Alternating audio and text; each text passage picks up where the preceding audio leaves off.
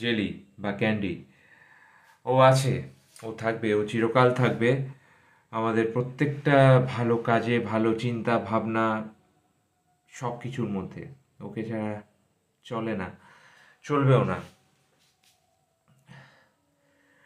আমাদের family member, আমার বড় মেয়ে জেলি বা ক্যান্ডি,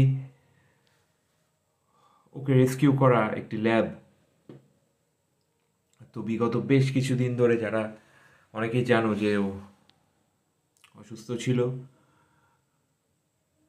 আর তারপরে এগুলো আর বলছি না। যাই হোক, তো অনেক লড়াই, অনেক কিছু, কিন্তু ও আমাদের মধ্যে আছে চিরতরে সবসময়। আর সত্যি এ নিয়ে কোনো অফিসিয়াল পোস্ট আমি দিইনি অনেক দিন পর। মানে আর কোনো কিছু করতে তো খুব স্বাভাবিক, এরপর তো আর কোনো কিছুই করতে ইচ্ছে করছিল না, বাট স্টিল